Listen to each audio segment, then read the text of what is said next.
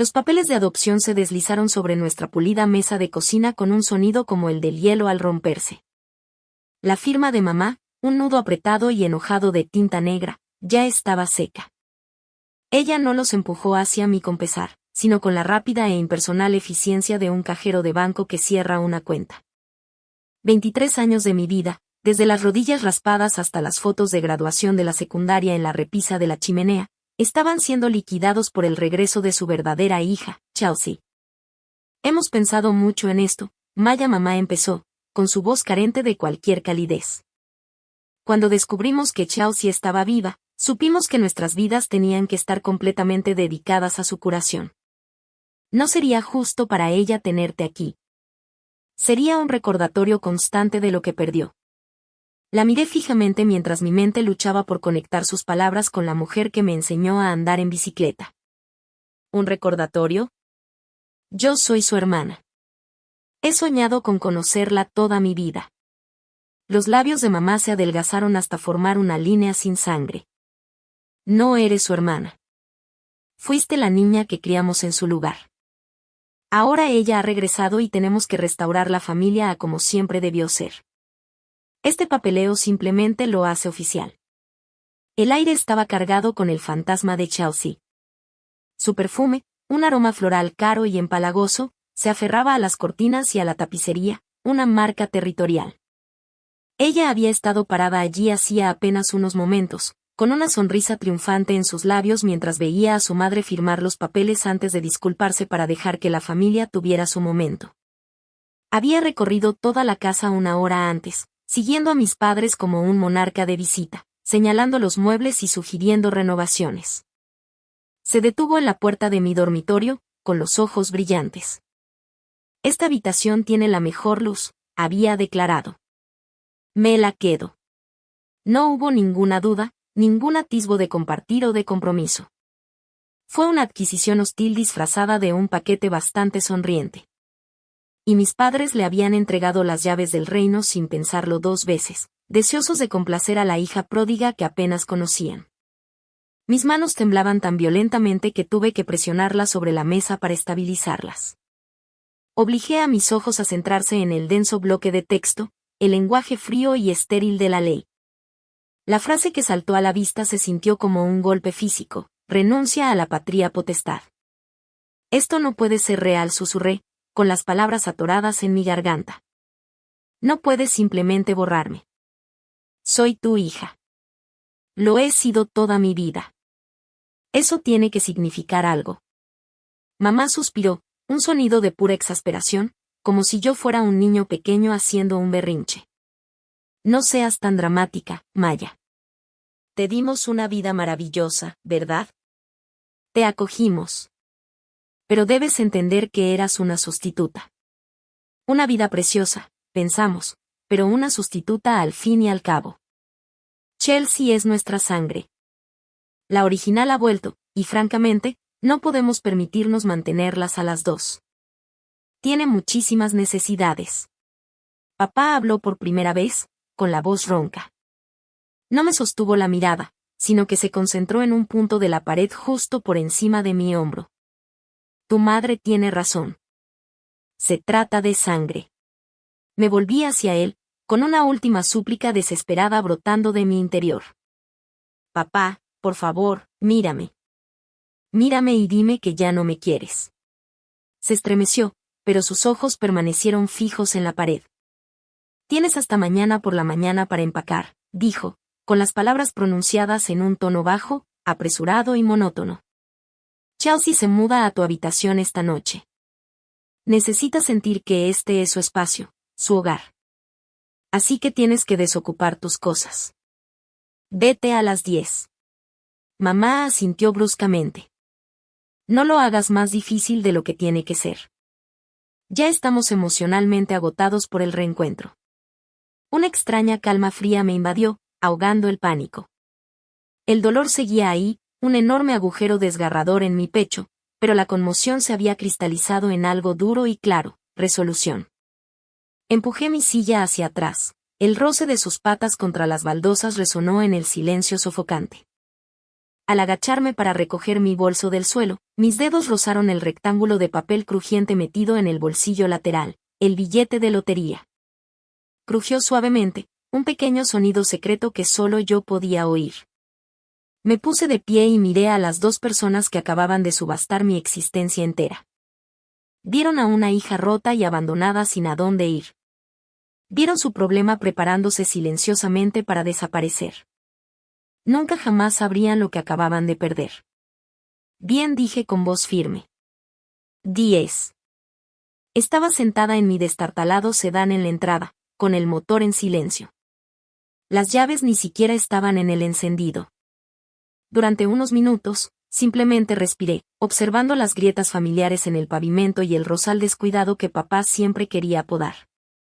Este coche, esta entrada, esta casa, eran las únicas constantes que había conocido, y me las arrebataban con la crueldad despreocupada de romper una vieja fotografía.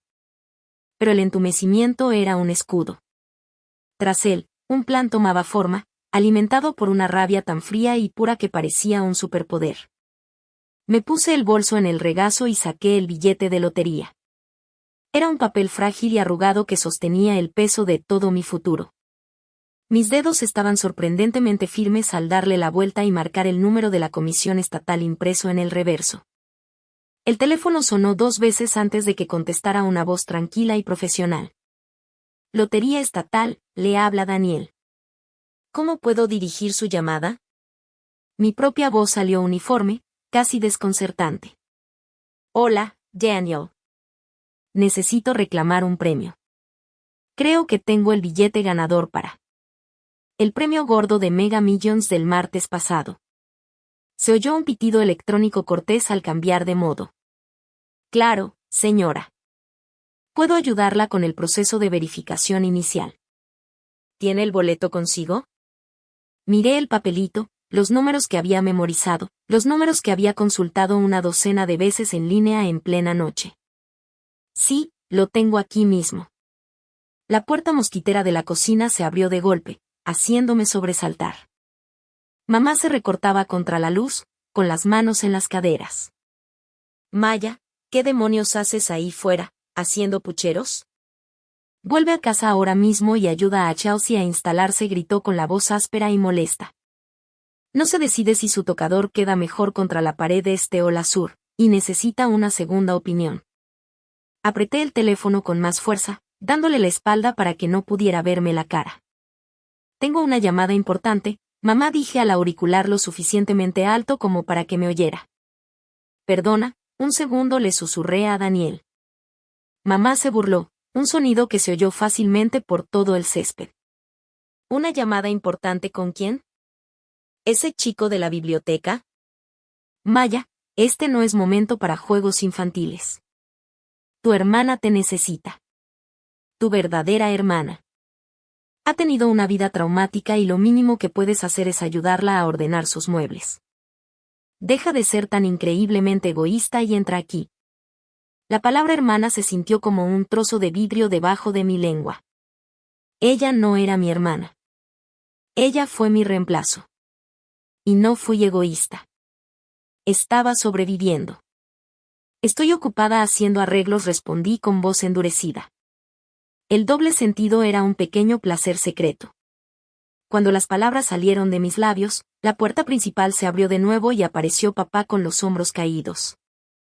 Llevaba mis 2 maletas grandes, las que había usado para los viajes de la universidad y las vacaciones familiares.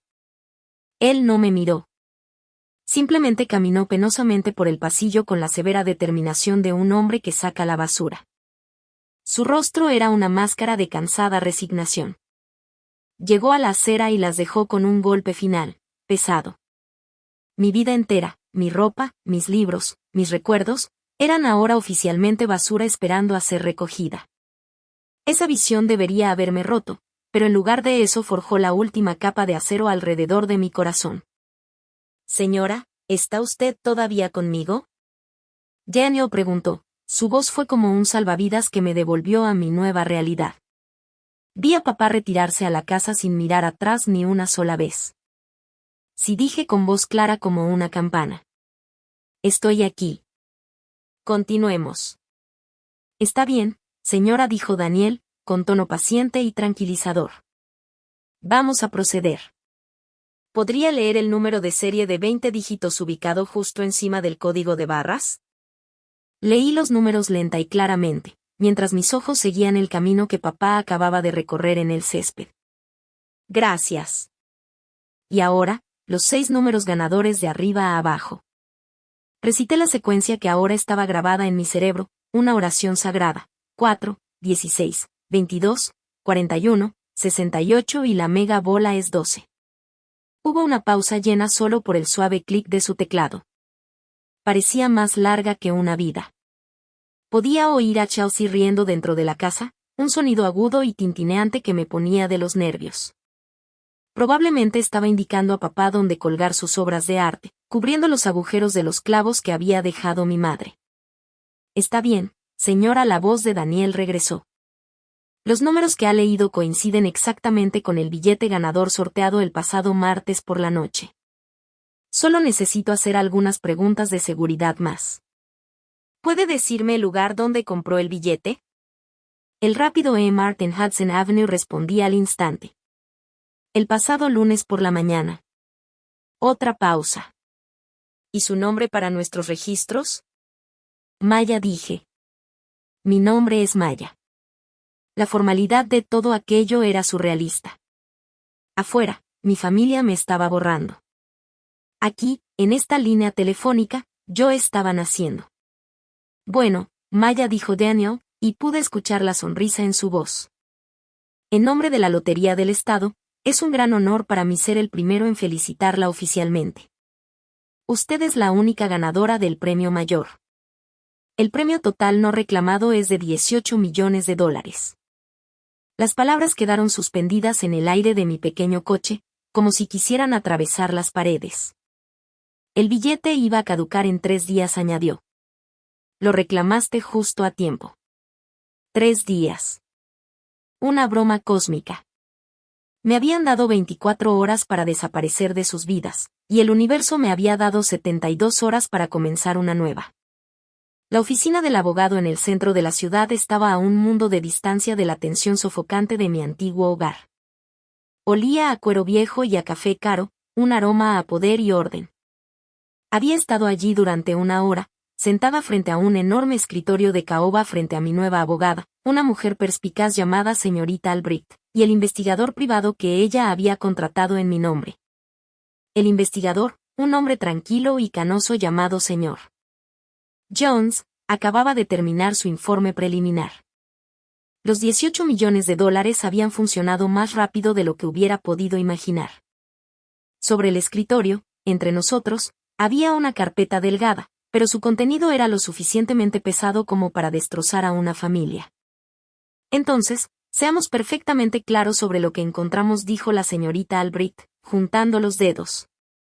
La mujer que se hace llamar Chelsea les presentó a tus padres un certificado de nacimiento falso y una historia inventada, que ya hemos desmentido. El hospital donde dice haber nacido no tiene registros de ella ni de su supuesta madre biológica. Más importante aún, analizamos el ADN. Deslizó un informe de laboratorio por encima del escritorio. Obtuve una muestra de un cepillo para el pelo que tu madre le compró a Chelsea, que recuperaste de la basura del baño de invitados. La comparamos con una muestra de una taza de café que usó tu padre, que nos proporcionaste ayer. Como puedes ver, hay un 0% de probabilidad de coincidencia paterna. No es la hija biológica de tu padre. Es, a todos los efectos, una completa desconocida. El señor Jones se aclaró la garganta. Es más que una desconocida, señorita Albrecht. Es una profesional. No es la primera vez. Hemos encontrado un patrón de comportamiento, un modus operandi específico, que se dirige a familias con antecedentes documentados de niños perdidos o adoptados. Encuentra padres vulnerables dispuestos a creer en un milagro y los desangra. Las palabras me impactaron, pero no con el dolor que esperaba. La traición de mis padres fue una herida abierta. Pero esta nueva información fue una bomba extraña, casi clínica. No me habían cambiado por su verdadera hija. Me habían cambiado por un fantasma, una estafadora. La puerta de la sala de conferencias se abrió de golpe sin llamar. Chelsea entró como un rayo, seguida de cerca por mis padres, ansiosos. Tenía cara de actriz, los ojos ya brillantes de lágrimas artificiales. Maya, ahí estás, gritó, con una voz temblorosa. Tu madre me dijo que querías verme para... ¿Qué? ¿Disculparte? Te perdono. Por supuesto. Sé que esto debe ser muy duro para ti.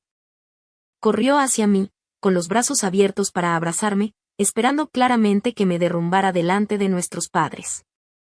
Se detuvo en seco al ver la mesa. El señor Jones, justo a tiempo, había dispuesto cuidadosamente una serie de fotografías brillantes de 8x10 sobre la madera pulida. Eran fotos de vigilancia. Chelsea en una casa de empeños vendiendo un relicario de plata que había pertenecido a mi abuela. Chelsea conociendo a un hombre en un aparcamiento, un hombre cuyo expediente lo identificaba como un conocido falsificador. Chelsea bajo un corte de pelo diferente, riendo fuera de un juzgado en Ohio. Sus ojos, los mismos ojos depredadores que había visto en mi propia casa, se abrieron de par en par por la sorpresa. Las lágrimas falsas se evaporaron al instante. ¿Qué es esto?, preguntó, con la voz perdiendo su delicado temblor. ¿Qué es todo esto? Mi madre miró a su alrededor, nerviosa. Maya, ¿qué significa esta emboscada? Nos dijiste que tenías papeles que firmar. Vinimos aquí de buena fe. No puedes probar nada. Chelsea gruñó, las palabras desgarrando su fachada más dulce. Su voz se volvió repentinamente dura, despojada de su vulnerabilidad practicada y cubierta de una rabia venenosa. Era la voz de un animal acorralado. Señaló las fotos con el dedo. Son falsas. Photoshop. Tú hiciste esto. Siempre tuviste celos de mí desde el momento en que entré en esa casa. No soportabas que quisieran a su verdadera hija más que a ti, su pequeña obra de caridad. Se giró hacia mis padres, con el rostro desfigurado por la angustia. Mami. Papá. ¿No ves lo que está haciendo? Intenta envenenarte en mi contra. Después de todos esos años que pasé soñando contigo, intenta separarnos de nuevo. No puedes permitírselo. No puedes. Era buena. Tenía que admitirlo. Su actuación fue magistral. Cada palabra elegida para explotar su culpa y su desesperada necesidad de creer en ella. Mi padre estaba pálido, su mirada oscilaba entre las fotos y el rostro frenético de Chelsea, la confusión enfrentada a toda una vida de ingenuidad. Maya, cariño, estás siendo increíblemente dramática, dijo mamá, corriendo al lado de Chelsea y rodeándola con un brazo protector. ¿Contratando a un abogado, a un investigador privado? Esto es un asunto familiar, no un programa de televisión. Has ido demasiado lejos. Chelsea, cariño, no te preocupes. Sabemos quién eres. Pero sus palabras carecían de convicción. Vi que sus ojos se dirigían a los papeles que estaban junto a las fotos, el certificado de nacimiento falso, el extracto bancario que mostraba un gran retiro de la cuenta de ahorros de mis padres y el resumen de la verificación de antecedentes. Su mano, la que descansaba sobre el hombro de Chelsea, comenzó a temblar. Fue un temblor pequeño, casi imperceptible, pero lo vi. La primera grieta en los cimientos de su nueva familia perfecta estaba apareciendo. Mira los documentos, mamá, dije en voz baja y tranquila. Mire la prueba A, el certificado de nacimiento. El señor Jones puede mostrarle los 7 marcadores forenses diferentes que prueban que es una falsificación. El señor Jones habló con una voz calmada y devastadoramente tranquila en la tensa sala. Cogió otro documento de la mesa. Señora, dijo, dirigiéndose directamente a mi madre, pero lo suficientemente alto para que todos lo oyeran. Quizás el documento se le resulte más esclarecedor. Lo colocó en el centro de la mesa. Su hija se ha casado 2 veces con 2 nombres diferentes. Tenemos los certificados estatales oficiales. Hace 3 años, era Jessica Miller en Dayton, Ohio. Se casó con un viudo que, 6 meses después, descubrió que su fondo de jubilación se había agotado por completo. Luego deslizó otro papel junto a él. Y antes de eso, era Emily Thorne en Savannah, Georgia. Convenció a una pareja de ancianos de que era su nieta perdida. Le firmaron la cesión de su histórica casa. La vendió y no la han visto desde entonces. Ambas familias presentaron denuncias por fraude, pero ella ya había desaparecido.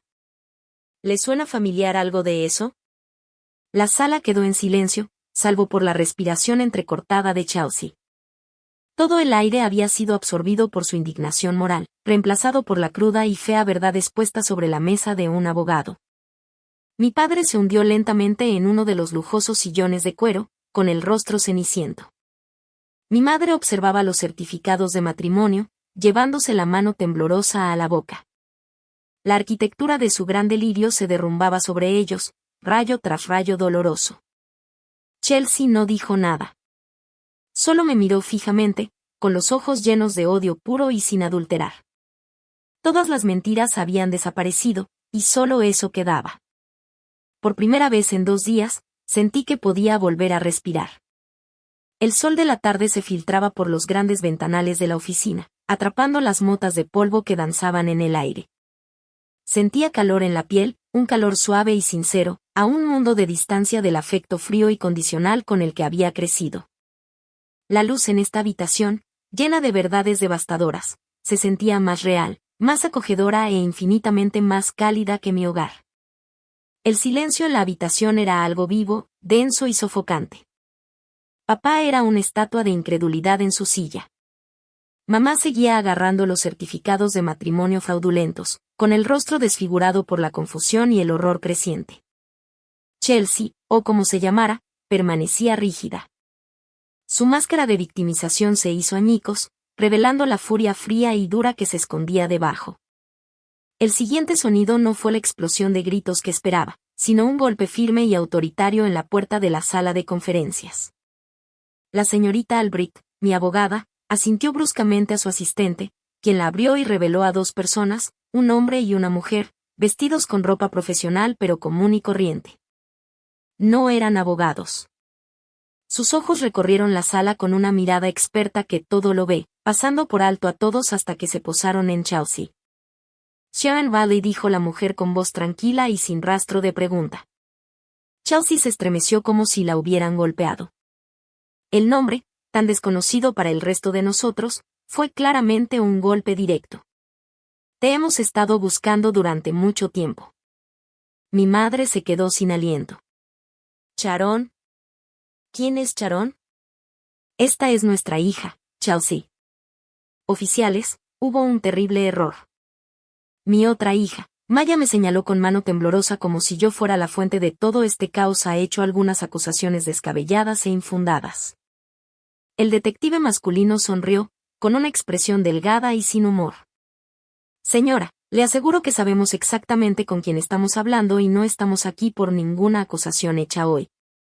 Sacó un documento doblado del bolsillo de su chaqueta. Sharon Valley tiene una orden de arresto pendiente emitida por el estado de Oregón por cargos de malversación de fondos y fraude electrónico. Chelsea se giró para encarar a mi padre, su última apuesta desesperada. Papá, no los dejes. Es una mentira. Nunca he estado en Oregón. Diles quién soy. Papá se levantó tambaleándose de su silla, con el rostro pálido y cubierto de sudor. Oficial, mi hija fue secuestrada cuando era niña. Ella ha pasado por un trauma terrible. Ella se confunde. Su voz se fue apagando, la mentira sonó patética incluso a sus propios oídos. La detective dio un paso adelante sin apartar la mirada de Chelsea. Señor, su hija fue la contadora principal de un distribuidor de madera en Portland durante 3 años. Durante un periodo de 18 meses, malversó más de $200,000 creando un empleado fantasma y transfiriendo el salario a una cuenta offshore. Desapareció el día antes de la auditoría anual. Tenemos registros de nómina, extractos bancarios y grabaciones de seguridad de ella saliendo de la oficina con una caja de archivos. No estamos confundidos. se desenganchó un par de esposas del cinturón. El ruido metálico era ensordecedor. Sharon Valley, estás bajo arresto. Chelsea no gritó ni peleó. Se produjo una transformación escalofriante. El pánico desapareció y fue reemplazado por una resignación plana y sin vida. Ella conocía este guión. Este fue el final del espectáculo. Ella les dio la espalda a mis padres sin decir palabra y puso sus manos detrás de su espalda. El clic agudo y definitivo de las esposas al encajar en su lugar resonó en la habitación silenciosa. Era el sonido de la fantasía muriendo. Era el sonido de la monumental estupidez destructora de la vida de mis padres hecha realidad. Y cuando ese sonido se registró, los ojos de mi madre se pusieron en blanco. Su cuerpo se relajó y se desplomó sobre la lujosa alfombra, completamente desmayada. Los detectives fueron eficientes e impersonales. Mientras uno le leía estoicamente sus derechos a Chelsea, el otro pidió que un oficial uniformado esperara abajo. Se ofrecieron paramédicos para ayudar a mi madre, pero después de un día mi padre los desestimó. Ella solo necesita un minuto, murmuró, mirando fijamente el lugar donde había estado Chelsea. Escoltaron a su prisionera afuera, dejando un vórtice de silencio a su paso. Durante mucho tiempo nadie se movió. El señor Jones, el investigador privado, comenzó a guardar silenciosamente sus archivos en su maletín. La señorita Albrecht sirvió un vaso de agua de un cajetín que había en el aparador. Finalmente, papá se arrodilló junto a mamá y le dio unas palmaditas en la mejilla. Cariño, ¿puedes oírme? Sus párpados se abrieron de golpe. Ella miró alrededor de la habitación vacía y sus ojos se posaron en el espacio vacío junto a la puerta. Se ha ido, susurró. Se la llevaron. Entonces su mirada me encontró parada junto a la ventana. Un nuevo y aterrador pensamiento apareció en su rostro. La comprensión de lo que habían hecho, no a Chelsea, sino a mí. El peso pareció aplastarla. Maya. Ella sollozó, la palabra era una herida abierta y en carne viva. Oh, Dios, Maya, ¿qué hemos hecho? Papá me miró con el rostro destrozado. Maya, no lo sabíamos. Te lo juro por Dios, no lo sabíamos. Nos engañó. Nos engañó por completo. Me quedé mirándolos, un espectador viendo el trágico acto final de una obra en la que ya no participaba. El dolor que sentía era un eco lejano, una tormenta que ocurría en otro continente. ¿Qué vamos a hacer?, papá preguntó con la voz quebrada. Él me miraba como si yo tuviera las respuestas. Como si de alguna manera pudiese arreglar el mundo que ellos habían destruido tan completamente. Como si todavía fuera su hija, allí para resolver un problema. No hay nosotros, dije, con una voz tan tranquila y plana como el horizonte. Ya no. Usted firmó los papeles. Mamá dejó escapar otro sollozo desgarrador. Podemos romperlos. Los romperemos ahora mismo. No significa nada. Eres nuestra hija, Maya. Siempre has sido nuestra hija. Cometimos un error. Un terrible, terrible error. Por favor, cariño. Por favor. Podemos arreglar esto. No, no pueden. Dije. No era cruel. Fue simplemente un hecho. No pueden arreglar esto. Simplemente tienen que vivir con ello. Cogí mi bolso de la silla donde lo había dejado. Querían empezar de cero, les recordé, usando las propias palabras de mamá. Ahora tienen uno. Papá se puso de pie con dificultad. ¿De qué estás hablando? ¿A dónde vas? Él suplicó. No puedes irte sin más. Somos tu familia. Te necesitamos. Miré a mi abogada, la señorita Albrecht, quien me dirigió un gesto sutil y alentador. La última pieza de mi plan encajó. Tengo que tomar un vuelo mañana por la mañana, anuncié en la sala silenciosa. Primera clase a Zúrich. Me voy a mudar a Suiza. La sorpresa en sus caras fue absoluta. Fue incluso más profunda que cuando las esposas se cerraron. Fue un golpe que no vieron venir, una consecuencia que nunca pasó por sus mentes. Suiza, mamá gritó, levantándose apoyándose en los codos. ¿Cómo? ¿Con qué dinero? No puedes permitirte un billete de autobús para la siguiente ciudad. No le respondí. No tuve que hacerlo. Mi silencio era su propio tipo de poder.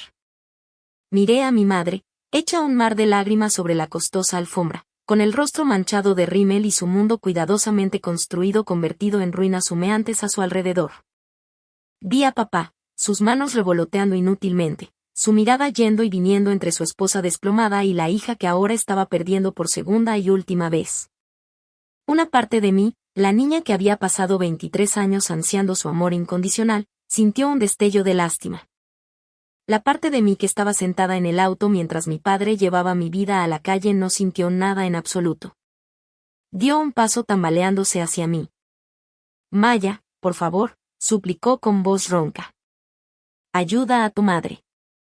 Solo ayúdala a llegar a una silla, por favor. La miré.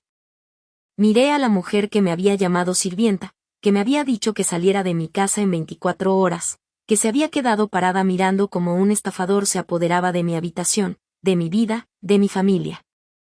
Recordé su firma fría y despectiva en el papel que me había separado legal y emocionalmente de ellos para siempre. Les di la espalda a ambos y caminé hacia la puerta, dejándola en el suelo. Regresé a la casa sola. Me habían seguido desde la oficina del abogado en su propio coche, una procesión silenciosa y miserable. El lugar ya se sentía extraño. Una caja medio desempacada que contenía las llamativas baratijas de Chelsea se encontraba sobre la mesa de café, y una horrible manta de piel sintética cubría el brazo del sofá. Era un escenario barato para una obra que se había cerrado el día del estreno.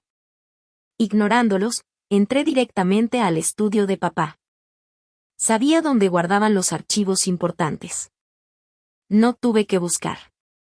Justo encima del archivador, en una carpeta nueva etiquetada con la elegante letra cursiva de mamá, estaban los documentos. Recogí la carpeta.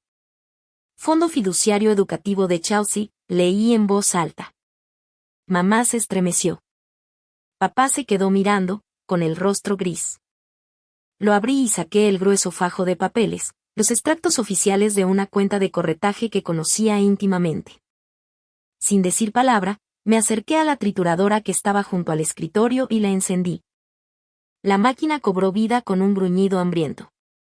Maya, ¿qué estás haciendo?, papá preguntó con la voz quebrada. Introduje la primera página en la ranura. Solo estoy limpiando algunos cabos sueltos, dije con calma. La máquina gimió mientras devoraba la página, escupiendo tiras limpias e inútiles en el contenedor de abajo. Esta cuenta, dije, sosteniendo la página siguiente. Me parece familiar. Ah, cierto. Es la que me dijiste que era financieramente inviable. Cuando quise ir a la escuela de arte hace 2 años, ¿recuerdas? Me sentaste en la mesa de la cocina y me diste una charla sobre responsabilidad fiscal. Metí otra página en la trituradora. Me dijiste que mi sueño era demasiado caro. Un lujo frívolo que no podías permitirte. Otra página perdida para siempre. Pero por ella, por una completa desconocida, una estafadora profesional a la que conocías desde hacía menos de una semana, estabas listo para entregarlo todo. No hacía falta una charla. Maya, por favor, suplicó papá, dando un paso hacia mí. Para. Podemos arreglar esto. No sabíamos quién era. No es justo que nos lo eches en cara. Sonaba patético, con la voz llena de autocompasión. También éramos víctimas. Dejé de alimentar la trituradora y me giré para mirarlo, con la última página de los documentos del fideicomiso apretada en la mano. Parecía tan pequeño, tan completamente disminuido en comparación con la imponente figura de autoridad que había conocido toda mi vida. La ira que sentía ya no era intensa. Era glacial, un peso inmenso e inamovible. El sonido del motor de la trituradora era lo único que mantenía a raya el silencio. Su excusa era tan endeble, tan cobarde, que casi resultaba insultante. Intentaba escudarse en su propia estupidez, fingiendo que la ignorancia era lo mismo que la inocencia. No lo era. Lo que él y mi madre habían hecho no era solo un error nacido de una ingenuidad. Era una elección, una decisión deliberada y calculada de descartar a una persona en favor de otra. Su identidad como criminal era casi irrelevante para la esencia de su traición. No los absolvía de nada. De hecho, solo hacía que su crueldad fuera más patética, su juicio más fallido. No solo los habían engañado. Habían participado voluntariamente en su propio engaño porque la fantasía que ella les ofrecía les resultaba más atractiva que la realidad que yo representaba. ¿Sabías quién era?, dije en voz baja y cortante. Dejé caer la última página del fideicomiso entre mis dedos y caminé. Pasé junto a ellos, salí del estudio y entré en mi habitación de invitados. Mi maleta de mano estaba abierta sobre la cama. ¿Sabías que era tu hija cada vez que me ayudabas con los deberes en la mesa de la cocina? ¿Sabías que era tu hija cuando me enseñaste a conducir en este mismo barrio? ¿Sabías cuál era mi color favorito? ¿Sabías que era alérgica a las fresas? ¿Sabías que tenía pesadillas después de ver películas de terror? Empecé a meter ropa en la maleta, con movimientos ágiles y eficientes. Me conociste durante 23 años. Era una desconocida. Que fuera una estafadora no cambia lo que hiciste. No borra el hecho de que me miraste, la niña que criaste, y decidiste que era desechable. Saqué una cartera de viaje impecable y de aspecto profesional de mi bolso. La abrí y saqué un fajo de documentos, asegurándome de que el membrete fuera visible. Tomaste una decisión. Firmaste un papel para echarme a la calle sin nada. Metí los papeles en un bolsillo interior de la maleta. Estos son mis nuevos extractos bancarios suizos. Yo también estoy tomando una decisión. El dinero, mamá susurró, con la voz apagada por el llanto. Me había seguido hasta la puerta, apoyada en el marco como si no tuviera fuerzas para mantenerse en pie. El abogado, el vuelo a Suiza. Maya, ¿de dónde sacaste esa cantidad de dinero? Su mente daba vueltas, intentando encontrar un punto de apoyo, un ángulo, una debilidad. Buscaba la manera de recuperar el control, de arrastrarme de vuelta al drama familiar que había creado. Cerré la cremallera de mi equipaje de mano con una firmeza satisfactoria y pasé junto a ella hacia la cocina. Me detuve en el mostrador, justo en el lugar donde me había deslizado los papeles de renuncia ayer mismo. De mi bolsillo, saqué el pequeño talón roto del billete de lotería, la parte que había guardado después de entregarle el billete principal a la señorita Albrecht para que lo guardara. Lo coloqué con cuidado sobre la encimera, un pequeño trozo de papel que parecía más pesado que un bloque de oro. Ambos lo miraron fijamente. Papá entrecerró los ojos, sin comprender. Pero mamá, con los ojos abiertos por un nuevo horror naciente, extendió lentamente la mano y lo cogió. Leyó los números, luego la fecha, el martes pasado. Su mirada se encontró con la mía, un universo de preguntas en sus ojos. Le di la respuesta, 18 millones dije, con la voz desprovista de toda emoción. El premio gordo de Mega Millions. Compré el billete el lunes pasado. Observé sus rostros. Fue fascinante. El dolor y la confusión de la última hora se evaporaron al instante, reemplazados por algo mucho más primario y grotesco. Fue la conmoción de su vida. Un cóctel nauseabundo de codicia, asombro y el arrepentimiento más profundo y desgarrador que jamás había presenciado. Sus rostros parecieron desmoronarse, colapsando bajo el peso de la cifra que acababa de nombrar, 18 millones de dólares. La hija que habían desechado. La niña cara que habían considerado una mala inversión se había convertido en millonaria de la noche a la mañana. El silencio en la cocina era absoluto, roto solo por un sordo rumor del exterior. Y desaparezco al amanecer, añadí, girándome hacia el sonido. El taxi estaba aquí. No se trataba de un taxi cualquiera, sino de un elegante automóvil negro que había pedido esa mañana, un servicio recomendado por la empresa de la señorita Albrecht. Se quedó junto a la acera, con el motor ronroneando, un zumbido bajo y constante de potencia que sonaba como la base de mi nueva vida. Sus faros atravesaron el anochecer, iluminando el camino por donde papá había dejado mis maletas el día anterior. El conductor permaneció pacientemente junto a la puerta trasera abierta, un chofer silencioso esperando para transportarme fuera de esta vida y llevarme a la siguiente. El motor al ralentí era un reloj que contaba los últimos segundos de mi pasado. Todo estaba listo. Mi escape ya no era un plan desesperado. Era una realidad que me esperaba al final del camino de entrada con el motor en marcha.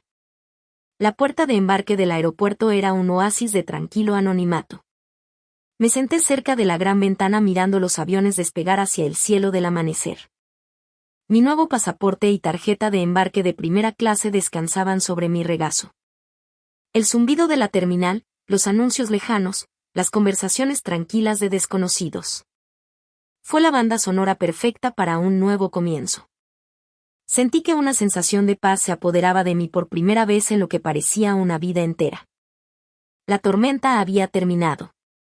Tenía mi dinero, mi libertad y un futuro que finalmente podía construir para mí. Estaba tan perdida en el momento que no los vi hasta que estuvieron casi encima de mí. Parecían frenéticos y desaliñados.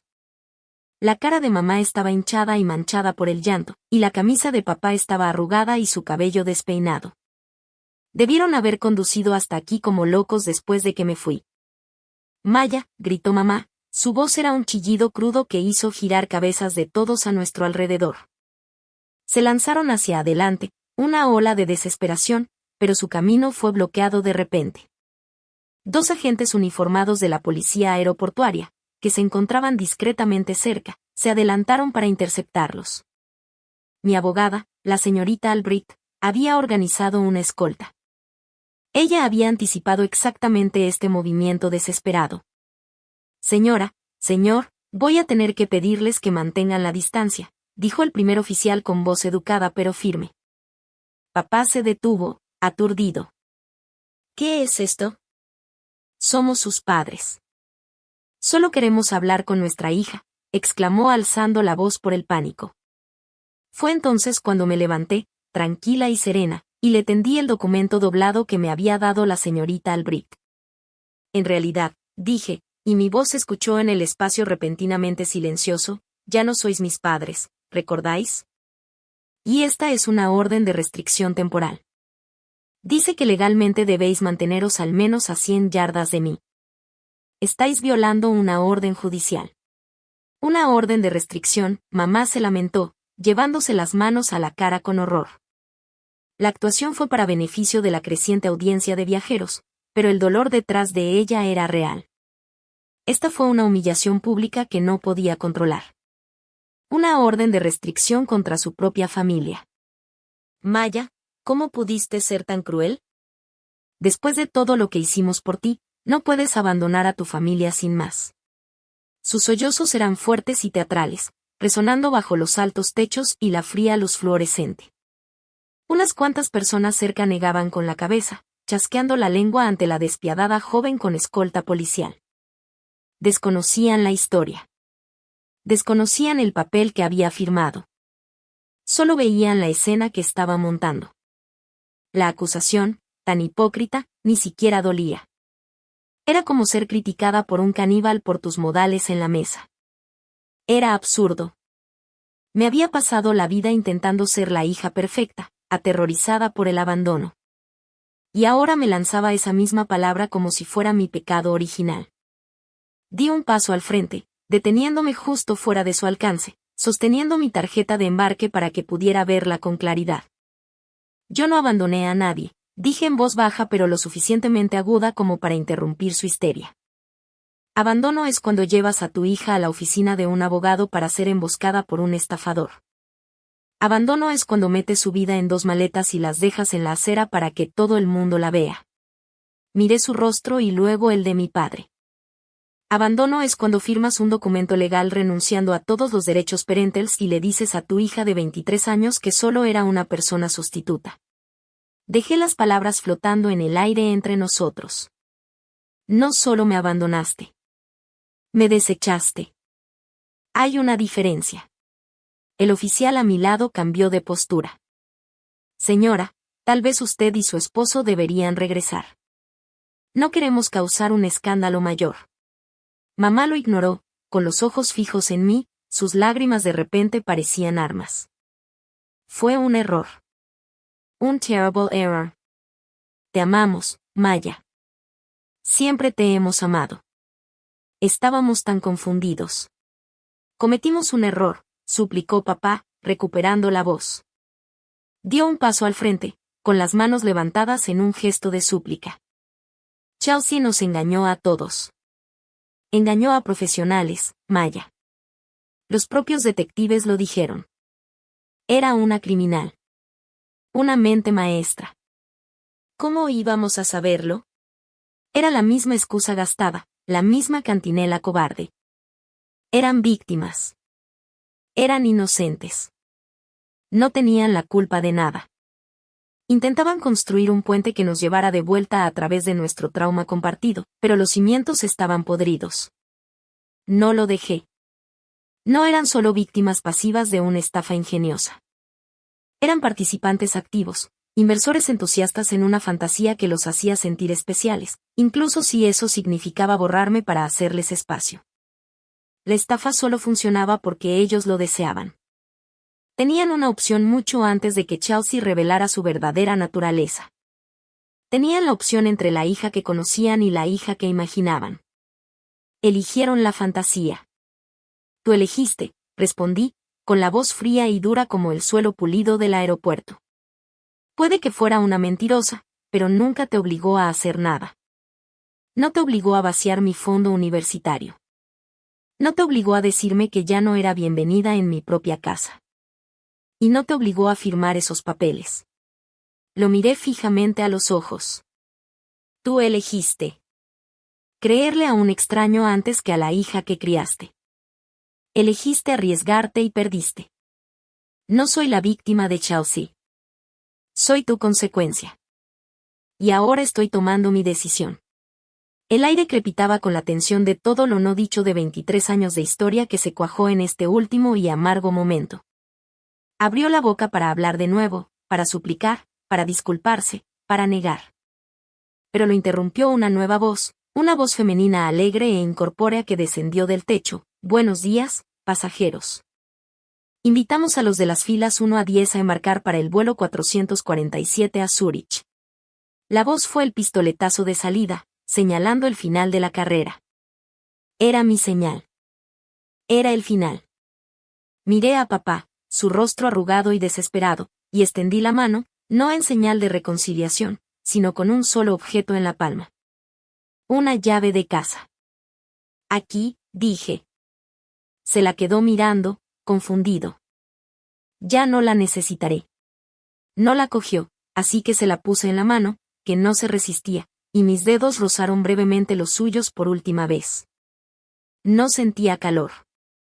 Dáselo a los vecinos cuando pregunten a dónde fui, dije, bajando la voz hasta casi un susurro para que solo él pudiera oírlo. O mejor aún, úsenlo para entrar cuando tengan que pensar en cómo explicarle a todo el vecindario, a todos sus amigos, por qué su preciosa hija real está sentada en una celda de la cárcel del condado en lugar de pintar su nuevo dormitorio. Me giré sin esperar respuesta. El agente de la puerta sonreía, esperándome. Los agentes se colocaron ligeramente detrás de mí, una silenciosa escolta oficial despejando mi camino. No miré atrás. Sabía lo que vería, 2 personas destrozadas, solas en medio de un aeropuerto abarrotado. Por fin comprendían el verdadero coste de sus decisiones.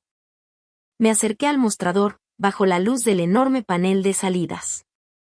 Enumeraba ciudades de todo el mundo, París, Londres, Tokio, Roma, y allí estaba, Zúrich, a tiempo. Le tendí el pasaporte. El agente de la puerta lo cogió y escaneó mi tarjeta de embarque. Lo hizo, el pasaporte se abrió en la página de mi visa. Mi flamante visa suiza de larga estancia, con mi foto y mi nombre, brillaba bajo las luces. Era lo más hermoso que había visto en mi vida. Era mi futuro. Era mi liberación. Que tenga un maravilloso vuelo, señorita Maya, dijo la agente con una sonrisa profesional. Y por primera vez, el nombre me pareció completamente mío. La voz del agente de la puerta resonó en mis oídos, una bendición final. Vuelo 447 a Zúrich, embarcando. Les di la espalda a todo el lamentable espectáculo y caminé hacia la pasarela. No corrí. Caminé a paso pausado y constante. Cada paso me alejaba más de la chica que se había sentado a la mesa de la cocina hacía 24 horas, con su mundo destrozándose a su alrededor. El ruido ambiental de la terminal comenzó a desvanecerse, reemplazado por el silencio silencioso y alfombrado del pasillo. Era un túnel entre mundos. Detrás de mí había una vida de amor condicional, de ser un sustituto, de ser pesada, medida y encontrada deficiente. Delante de mí había un lienzo blanco y un juego completo de pinturas, todas mías. Podía ver el rayo de luz al fondo, la acogedora entrada del avión. No miré atrás. Sabía con absoluta certeza que allí atrás no había nada ni nadie para mí. Al cruzar el umbral del avión, una azafata me recibió con una cálida sonrisa. «Bienvenida a bordo», dijo. Encontré mi asiento junto a la ventana, hundiéndome en el lujoso cuero, y cuando la puerta de la cabina se cerró con un golpe sordo y satisfactorio, finalmente dejé escapar el aliento que sentía que había estado conteniendo durante 23 años. Estaba desapareciendo en el cielo, un fantasma que dejaba atrás una casa embrujada para siempre. 6 meses después, estaba en el balcón de mi pequeño chalet con vistas a Grindelwald. El aire de los Alpes suizos era tan limpio que se sentía como un tónico, y los únicos sonidos eran el lejano y suave tintineo de los cencerros y el susurro del viento entre los pinos. Pasaba las mañanas recorriendo los senderos que entrecruzan las montañas y las tardes eran para pintar. Mi caballete estaba instalado allí mismo, en el balcón, con un paisaje a medio terminar de la cara norte del Eiger secándose bajo la luz nítida y clara. Mi arte era diferente allí. Era más audaz, más seguro, lleno de color y espacio. Era la obra de una persona que ya no temía ocupar espacio en el mundo. Mi fortuna, administrada por un equipo discreto y competente de banqueros de Zúrich que la señorita Albrecht me había recomendado, era un motor silencioso y autoperpetuante de mi libertad. Los intereses por sí solos superaban mis posibilidades de gasto. El fondo fiduciario que había creado para mí crecía a diario, un testimonio silencioso de la vida que estaba construyendo. Me enteré del destino de mi antigua familia a través de una alerta de Google que mi abogado me había configurado. El titular de su periódico local era una clase magistral sobre un escándalo discreto en un pueblo pequeño, una pareja local acusada de complicidad en la red de fraude nacional de su hija. La ironía era tan densa que podría haberme atragantado. El artículo era breve, pero los detalles, confirmados más tarde en un correo electrónico profesional y escueto del señor Jones, eran devastadoramente claros. Chelsea, o mejor dicho, Sharon, era una profesional, y los profesionales ocultan sus huellas. Durante su breve reinado triunfal en mi antiguo hogar, había usado su dirección como sede registrada de varias de sus empresas fantasma. Había usado su wifi para realizar transacciones ilícitas. Incluso convenció a papá de firmar un poder notarial, una simple formalidad para mi historial médico, papá, que luego usó para avalar un préstamo comercial que fue impago de inmediato. Estaban tan cegados por su fantasía de hija pródiga, tan ansiosos por demostrar su devoción, que firmaban todo lo que ella les ponía por delante. Sus cuentas bancarias, que habían estado vinculadas a las de ella para los gastos del hogar, ahora estaban congeladas como parte de la investigación criminal. Se enfrentaban a años de batallas legales, sus bienes confiscados, su reputación en su pequeña comunidad destruida. Habían abandonado a su verdadera hija por un sueño. Y ese sueño había dado un giro y los había devorado metódica, eficiente e ilegalmente desde adentro.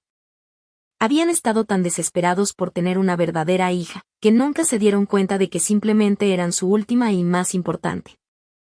Un blanco crédulo. A veces, generalmente tarde en la noche, cuando el valle se hunde en un profundo silencio, me descubro pensando en ellos.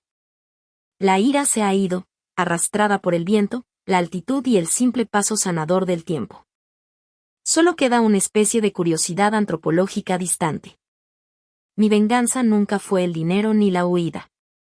Mi venganza fue dejar que sus decisiones se desarrollaran hasta su ruinoso desenlace natural. Me pregunto qué hacen ahora, dando vueltas en esa casa llena de fantasmas. Me pregunto si alguna vez pasan por delante de mi antiguo dormitorio. La puerta probablemente esté cerrada, pero me pregunto si a veces alguno de ellos se detiene, con la mano sobre el pomo, y se pregunta por la chica que solía vivir dentro. Me pregunto si revisan la habitación vacía, casi esperando encontrarme allí, todavía esperando a que me elijan.